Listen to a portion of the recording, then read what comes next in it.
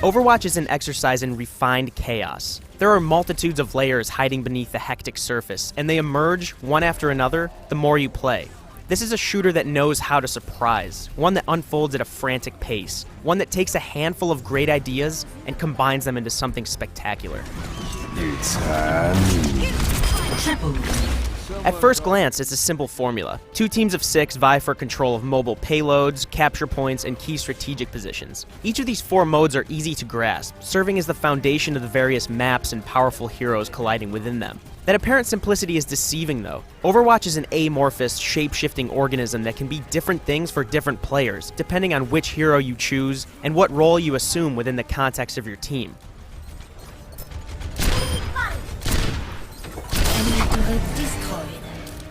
The quality of Overwatch as a hero shooter relies on its fighters, and these 21 characters, both in terms of personality and design, compose one of the more distinct and diverse casts in recent memory. Their dialogue hints at relationships among the group. Their art design conveys a colorful visual vocabulary. Their abilities set the stage for multi-dimensional firefights with explosions, energy shields, and bursts of sonic energy. There's an enticing balance between mastering one character and trying someone completely new. Each of these characters could be the center of their own game.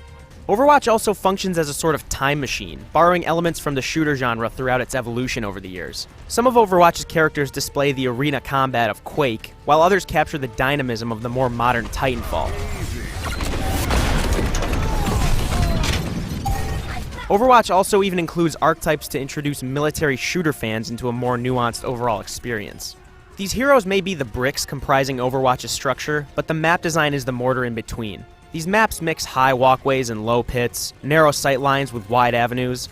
Battles change constantly, choke points become virtual morgues, and learning to use your character's range, damage, movement speed, and special abilities is contingent on what the environments dictate. What's impressive isn't Overwatch's ambition, its attempt to bring all these different factors together under one roof. What's impressive is that it fits its characters and interactions into one organic being, with ever-changing scenarios that keep Overwatch fresh as each match begins. But even more vital is the ease with which Overwatch teaches you valuable lessons. In these moments, Overwatch is telling you one important thing: there is no single way to play. However, unlike the post-match voting period, the highlight video places most of its emphasis on kill streaks. These are flashy, but they don't recognize healers or tank characters that often. It's a minor complaint and only stands out because the rest of Overwatch is so accommodating to individual playstyles, but it's jarring nonetheless. It's also disappointing how Overwatch stumbles with its randomized loot system. These awards are all aesthetic, to be clear, but too often loot crates contain unwanted items. They delay the process of outfitting your favorite characters, the ones you use most often, the ones you grow attached to. In this respect, Overwatch uses gambling to undermine your desire for specific unlocks. But in almost every other way, Overwatch encourages a more tangible sort of progression. That of filling a critical role on your team and understanding its intricacies the more you play, adapt, and grow. There is a genuine learning process here. There is real value to the time you dedicate to understanding these overlapping systems. And it's that intoxicating path of discovery that makes Overwatch so varied, so rewarding, and ultimately, another seminal release from developer Blizzard.